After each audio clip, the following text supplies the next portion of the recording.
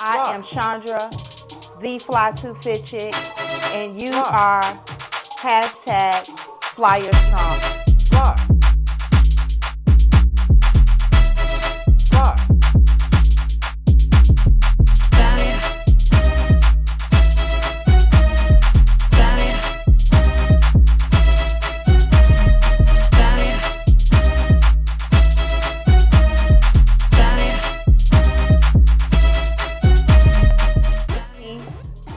Be loved, be great.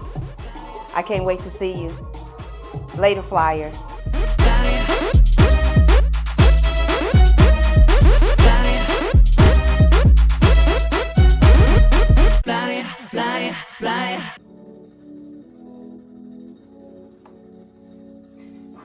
Welcome.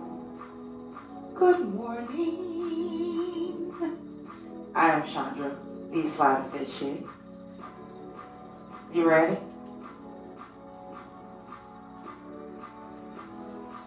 Let's get started. Your bum is on the widest part of the seat.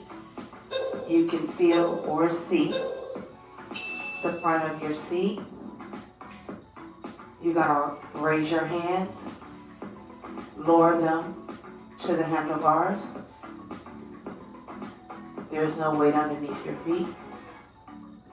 Inhale through your nose, exhale through your mouth.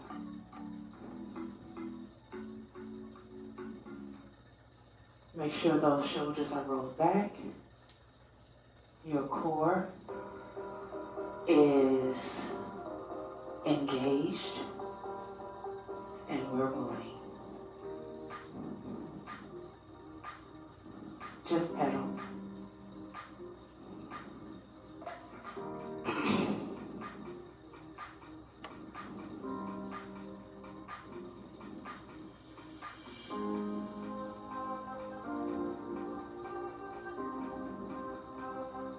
We're not going to put any weight on just yet. All right?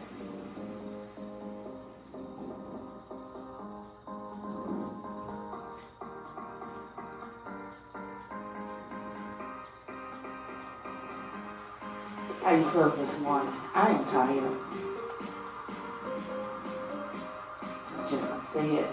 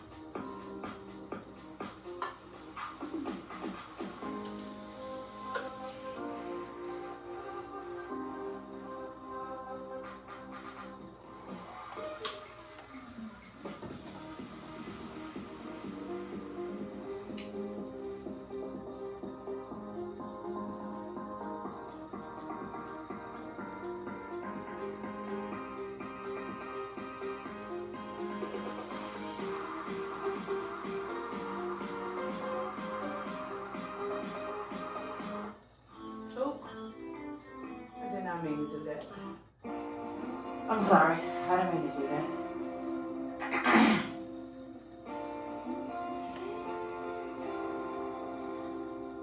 Still don't put anything under your feet. In 2 minutes, we will. Just pedal.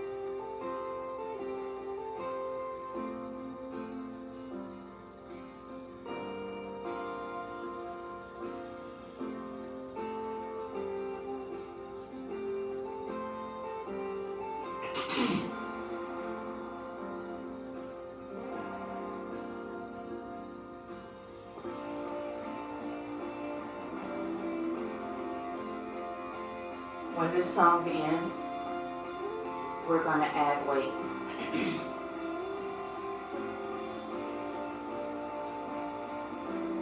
And we're going to talk about fear.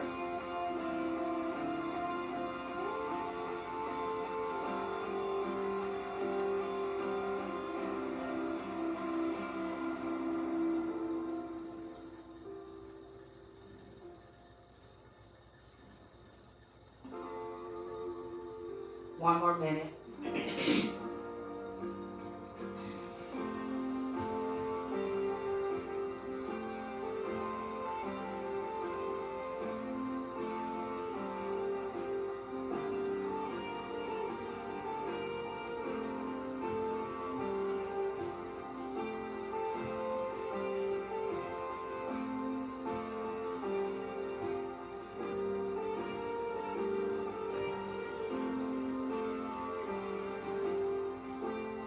All right. In 5, 4, 3, 2, 1. Start adding some weight underneath your feet. Slow it down.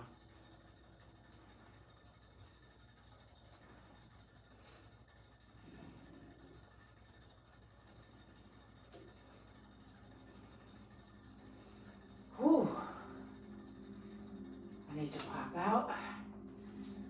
Remember, you can pop out your saddle at any time for as long as you like. So, production or Hubs, aka production, is out of town at a work conference, and I just been praying like, Lord, let me be able to sleep. And it is now 6:30 a.m. I finally went off to sleep about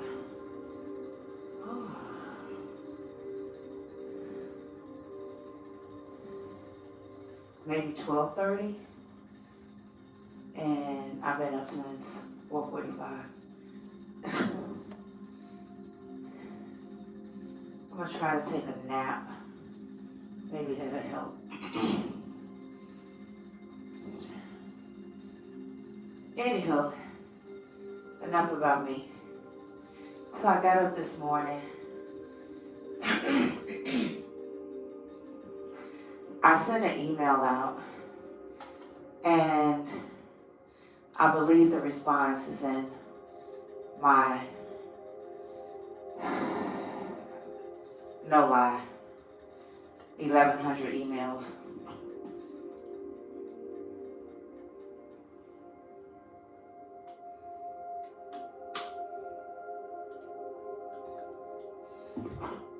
I kind of get overwhelmed when I have,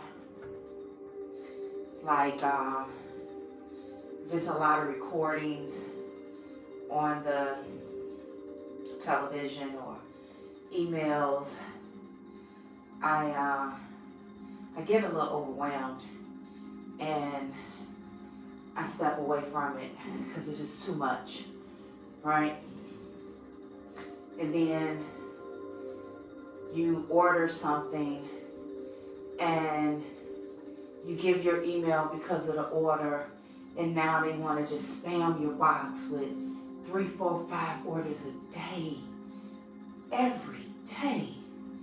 So I'm like, spamming, unsubscribe, spam, like, it makes me not want to order anything. That's not the message. The message is, I've been waiting for a response from this email. And I believe it's in my email. And I'm afraid to look at the response. And I woke up this morning and I said, Chandra, why are you afraid to go you know where to go for this email. Why are you afraid of the response? God didn't bring you this far to leave you. Baby, I had to have a talk with myself this morning. And as I was preparing for the class, I still haven't went to see the email. I am going to see it today. However, I'm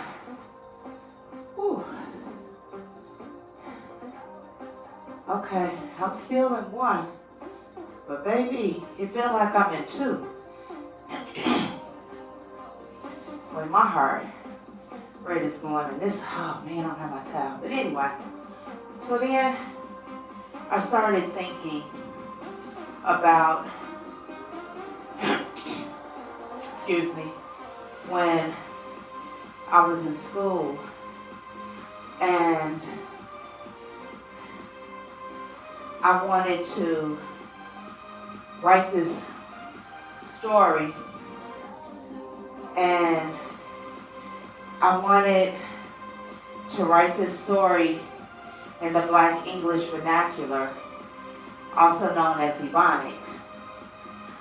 I have a thing with language, and I just wanted to write this story, and I was afraid because I don't know if it's changed, but the writing department was maybe 1% Black. Let's say people of color, Asian, Latina, Black, maybe 2% if you put all of them together.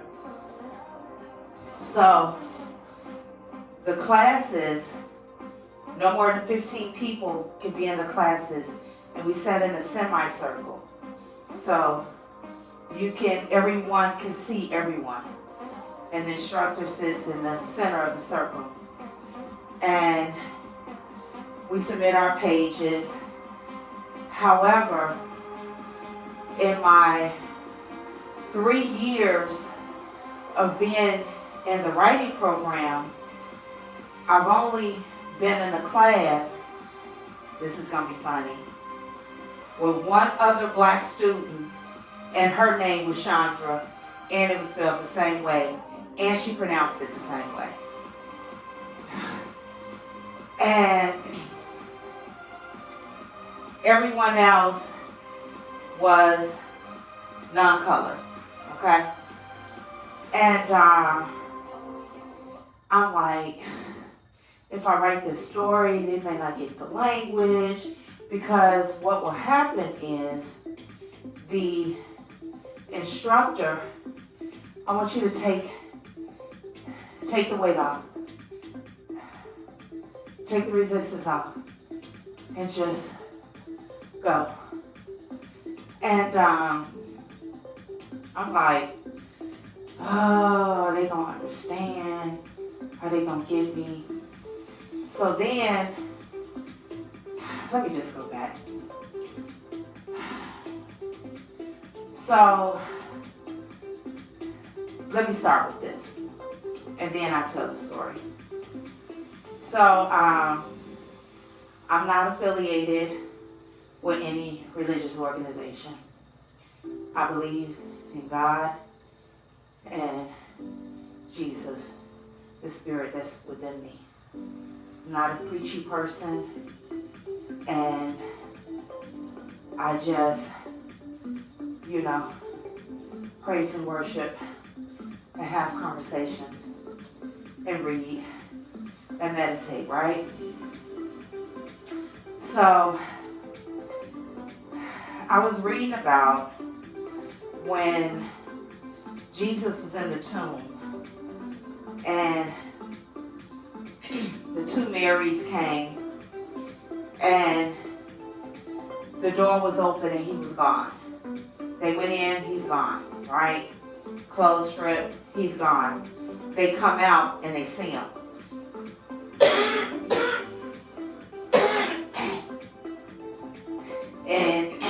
tell them, go tell the disciples I have risen. And in the text, they were afraid, but they took off running. And he met them in the middle of that and said, do not fear. Right? So I took that as Christ would show up in the middle of my fear, not his fear, my fear, and let me know everything will be okay. So I'm in school and I write this story. Let me say this. Every class, you have to read 5 books. It's 5 books, every class. And they had the same 4 black books. The same 4. They would have these same 4 books for each class. But all the other books was a variety, and I didn't like them. And I didn't like them because they were bad. I didn't like them because they didn't help me with my writing. And I started praying because I really wanted to write. But these books was just, I wasn't inspired. So what I started doing is I started going to the bookstore. And I went into like the Black Studies and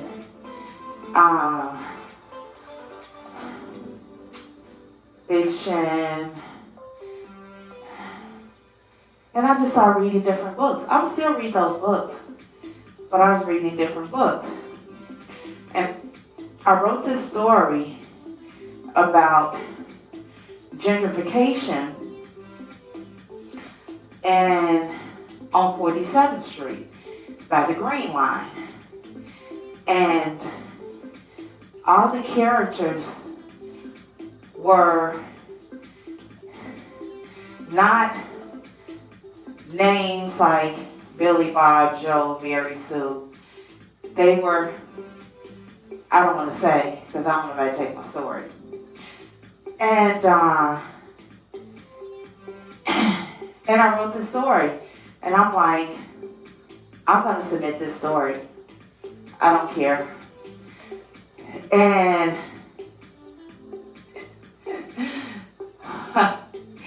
in 5 and 4, 3, 2, 1, add the resistance back. So I said, I wrote the story. And I forgot what I named it. I was just looking at it yesterday. And when I submitted it, I didn't think my instructor would read it. I'm like, you're not going to read this. But I'm going to go ahead. And I actually submitted 10 pages.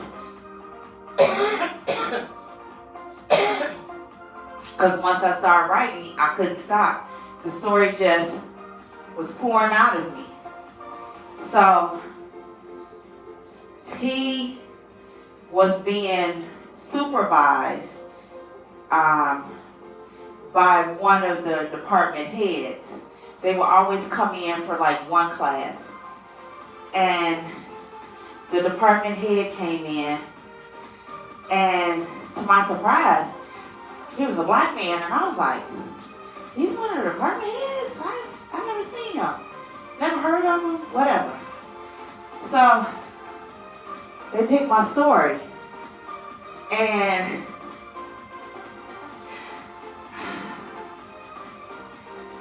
my mouth flew open, and I'm like, Oh my goodness. And what happens is the instructor will start reading. He'll read a page. He'll give it to somebody else. They'll read a page. They'll give it to someone else. And then the last person they give it to is the person who the story belongs to. And I read a page. So we actually read 5 pages. We usually read like 2. And we recall. The one thing about it was no one messed up the dialect. No one messed up the words.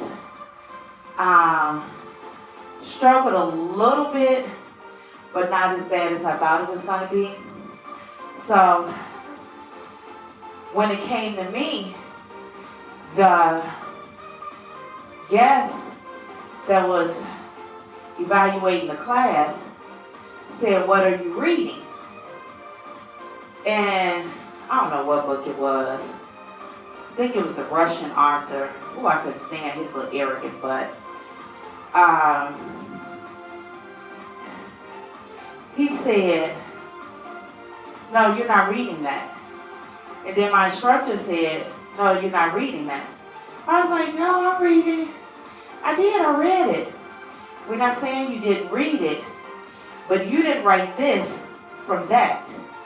Because you have to read like a certain amount of pages each week. So he said, "What are you reading?" And I said, "Sula." He said, "I don't want you to read that other book." Him and the instructor said it at the same time. He's like, "I don't want you to read that other book. Keep reading Sula. This right here is amazing." And I'm like, what? And from that class, and that was like my second year, to get out of my fear of the people that were in the class with me, I'm limiting my voice and my words based on the fear of them not liking it, not accepting it, and not really being a part of this experience. Because I felt like I was always to the side, but that was my feeling. I was afraid to truly use my voice and my ability and to write what I wanted to write. And it was after I read that and I took what I read in the Word and I applied it to my life. So anytime I would find myself afraid, I would go back to that. Like, no, you got it. So, like with me leaving my job, I got it, right? So, why haven't I read this response? I'm in the way of that response because I haven't looked at it. And I'm like, and I think it's several. Like, hey, I haven't heard from you, da-da-da. Because I like see a notification. I don't want to look at it. And it's like, I was actually looking in the mirror, like, what are you afraid of? Stop being afraid. You got this. It's okay. Whatever is said, it's okay. But you have to see it. So I was like, we're going to talk about that. I think it's something that's valid. And you don't have to be in the Word or the Quran or the whatever, right? We all have dealt with some type of fear.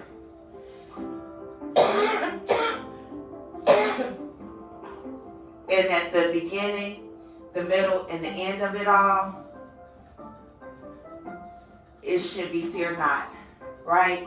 Because when we tackle it, we realize, man, I wasted all this time being afraid when all I had to do was just step in it. And whatever is holding you back, know that it's gonna be okay.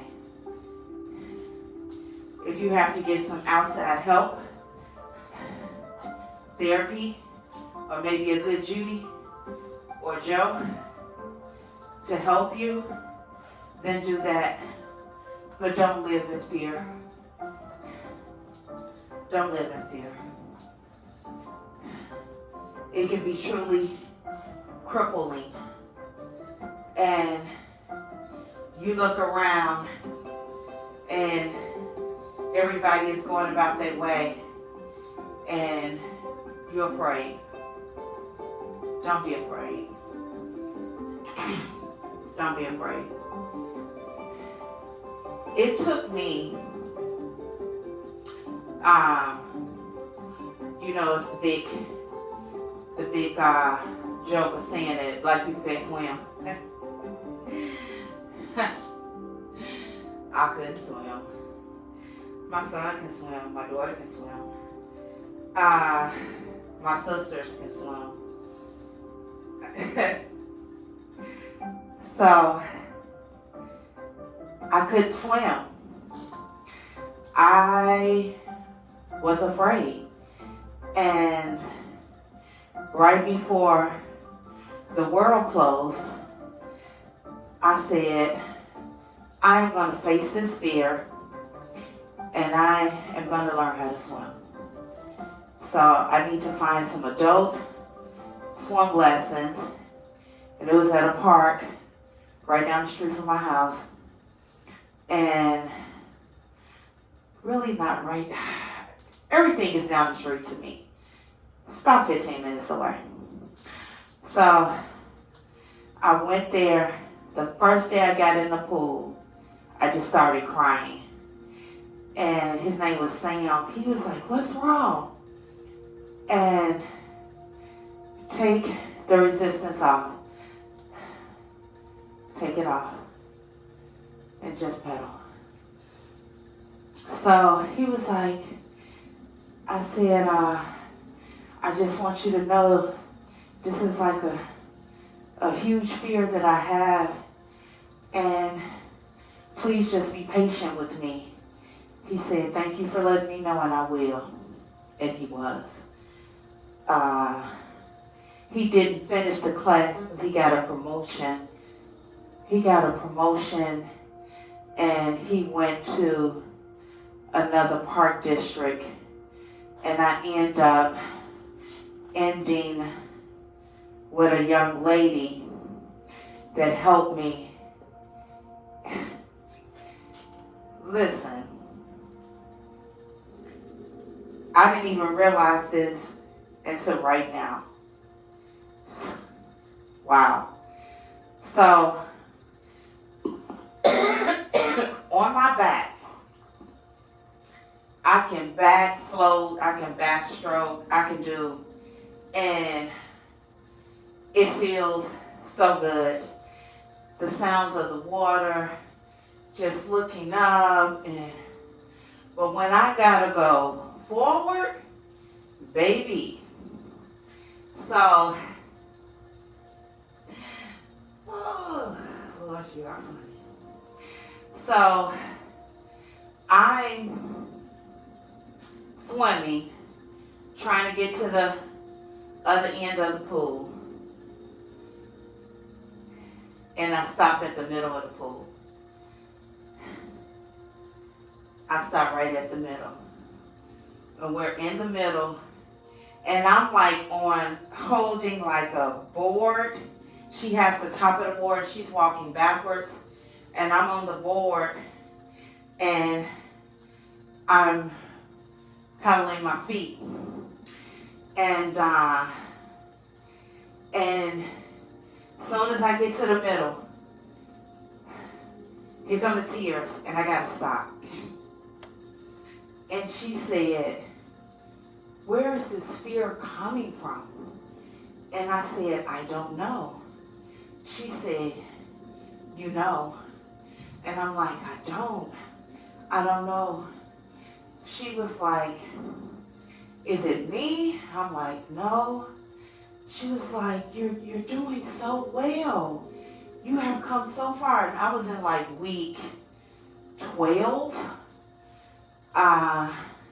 And when I started, it was 6 of us. I was the only one left.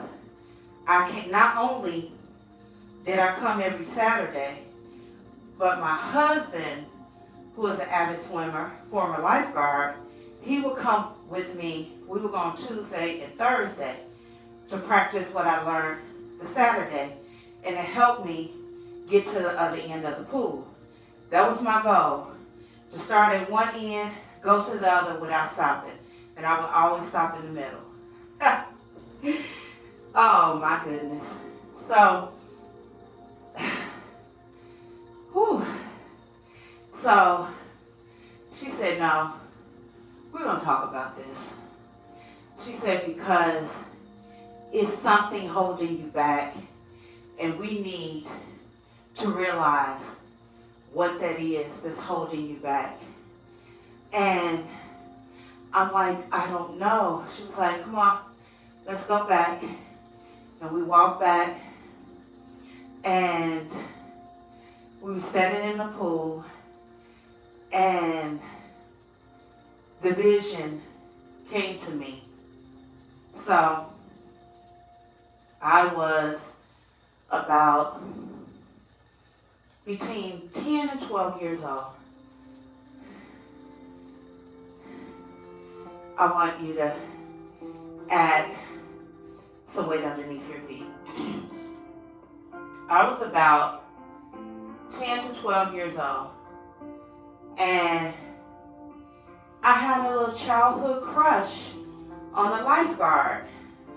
And he was about, I don't know, to me everybody seemed, he was in high school, right? And he was talking to this girl. And I'm like, hey, so-and-so, so-and-so, so-and-so. He was like, girl, go on now. And I'm like, I ain't gonna go on so-and-so. And he said, not right now. I'm busy. And the other little high school girl he was talking to, she was like, go. Like, shoot, right? And I was like, I don't have to go nowhere. I'm going to be right here. He said, little girl, if you don't go, I'm going to throw you in the deep end. I said, you're not going to throw me nowhere. That boy or man, I don't know. I just know he's much older than me. He could have been like 19, 18, 17. I don't know. He picked me up and he tossed me in the deep end of the water. And when he tossed me in the deep end, I gotta get my towel.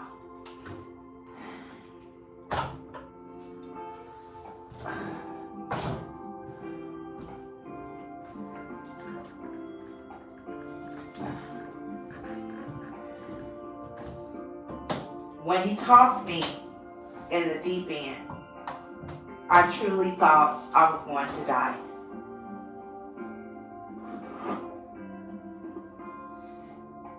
I didn't come up. But they say you will always go to the top. I didn't come up to the top. I'm down here pedaling, swinging at this water for my life.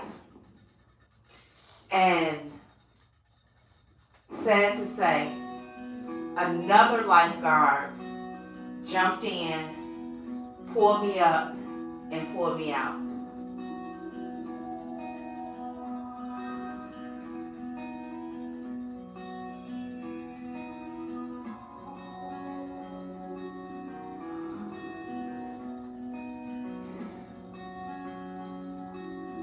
I never went back to the pool. I didn't tell my parents because I felt it was my fault. I shouldn't have been in his face, acting grown, and that's what I get.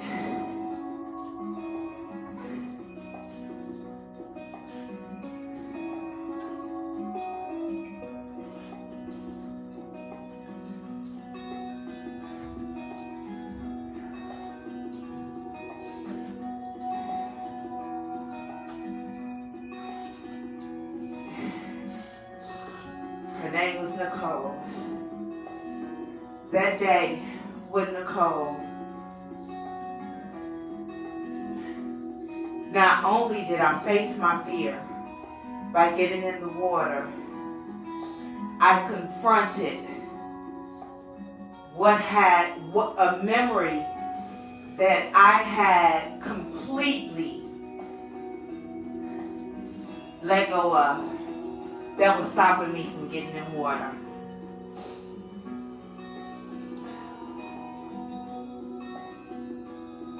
And I forgave him, standing in that pool with her, and I cried. Because regardless of what was going on, I was a kid. And I didn't deserve that.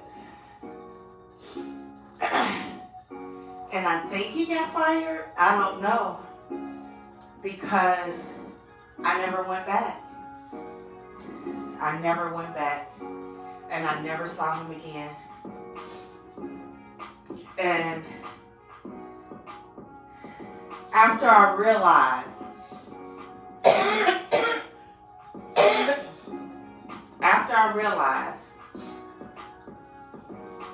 what was driving the fear, I was able to get to the other side of the pool. Not that day. So, that Tuesday, my husband couldn't go with me. He had an important call or something. So I went by myself. And it was this older man, maybe in his 60s or 70s. He used to do laps. Every day he used to do laps. So I would go in, take off, swimming, and I stop in the middle. And then I walk back.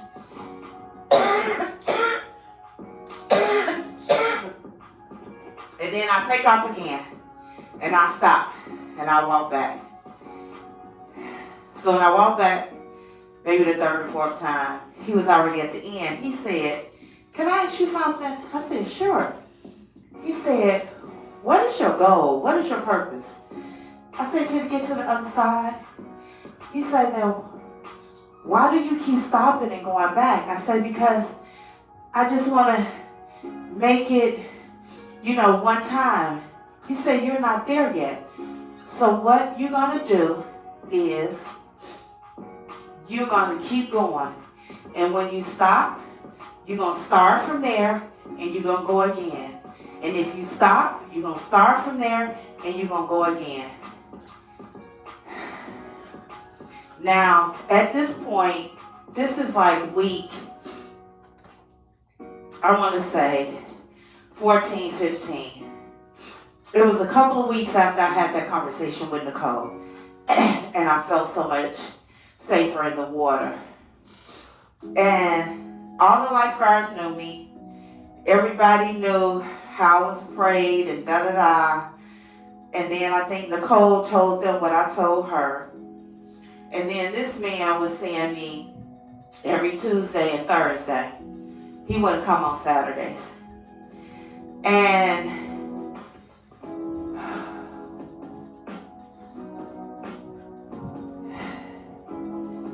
so I would take off, and then I stop, and then I take off, and I stop, and then I hear him saying, "You got it."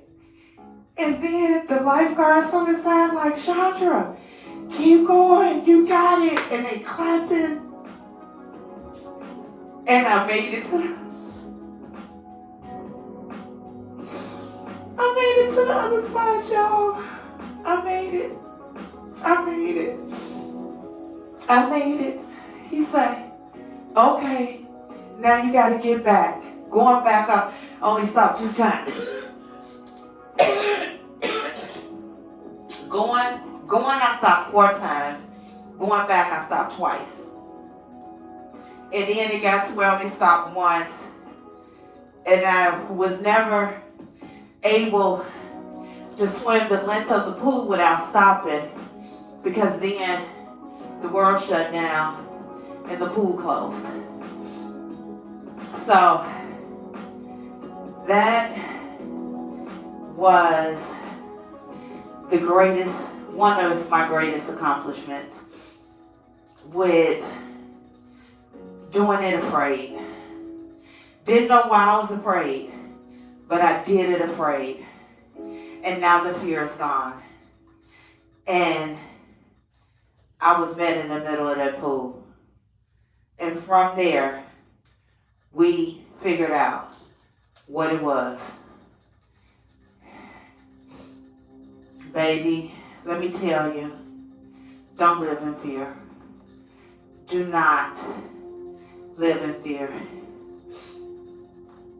And sometimes it's you, and it could be something that happened to you. I didn't realize me not swimming, because I have 2 sisters, that's it. Both of them swim. I have 2 children, they swim. My mom had a pool, beautiful pool, in-ground pool, 15 feet, 3 to 15, with a diving board. Our family is, with my mother's children, not the rest of my cousins, our swimmers, take the resistance off. I didn't understand until that day with Nicole. Nicole and Sam helped me so much. And the only thing I wish was Sam was there, my husband was there to see it. But then Hubs came back Thursday and he saw it. I think I have a recording of it. I think. I'm gonna look and see. And I'm like, okay, skydiving. Okay, now I'm not going out, trying to jump off cliffs or anything. However, when I realized that's what it is, I have to get past that thing. And today, I'm going to get past that thing and look at my email. Oh, and Dolly Parton has not responded. She hasn't even read my email or my message. But, she's Dolly Parton. She'll probably see it next year. Like, oh, honey. So, I won't play Dolly Parton music for Halloween. However, I'm going to be Dolly. I think Dolly and Elvis. Anywho, I just want you to know,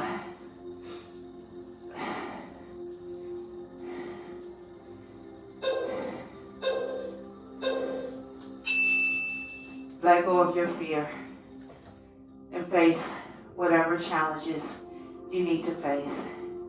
And and you will be better and stronger for it, because you may realize that it was not only holding you back from that thing, whatever it is, it's holding you back from something else and other things. So just face it. And if you have a support system, use them. And if you don't, create one. All right? I'm always here. So, and I do look at my emails, especially my Fly to Fit chick.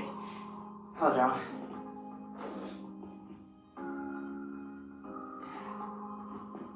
Because everybody, these marketing people trying to help me with my channel. So they the ones that, but I haven't blocked them because they're giving me some good information. Let's do up and overs. Hold on to the bike. 4 on each leg. Oh. So I'm taking a lesson out of my own book. Let's do it on the seat. Bring your foot up to either the center of your bike, your handlebars, or your seat. Bring your toe back. Breathe. Feel it in the back of your leg. So, I was like, and it was probably the spirit saying, there's something you need to address. And I'm like, okay. Let's do the other leg.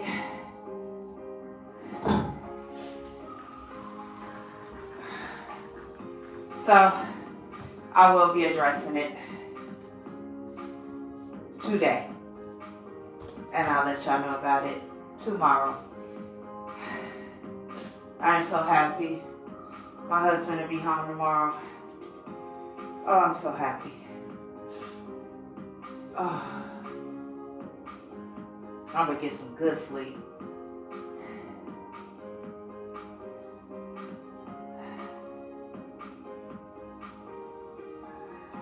Woo. All right. Let's do our famous hip rolls.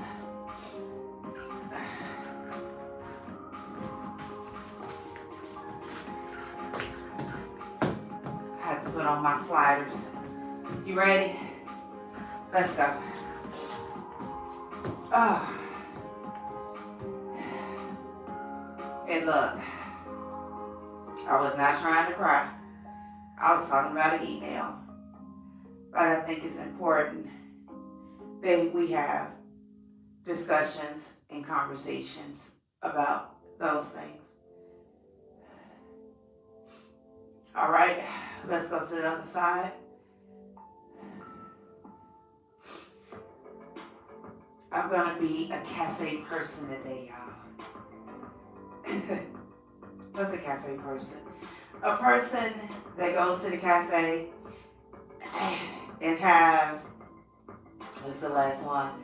And drink coffee and eat and chitter and chat and, you know, have interviews and do business and work. And yeah, I usually just go in, get my coffee and leave. Inhale, exhale, inhale, exhale. Class is dismissed. So yes, I'm going to the cafe. And I'm gonna order, I'm not gonna pre-order. And I go to Afro Joe's. If you're in Chicago, it's a black-owned coffee shop. It's called Afro Joe's. They have a sweet potato pie latte. And baby, it's so good. It's so good. So I'm gonna have my sweet potato pie latte, and I'm gonna have some avocado toast.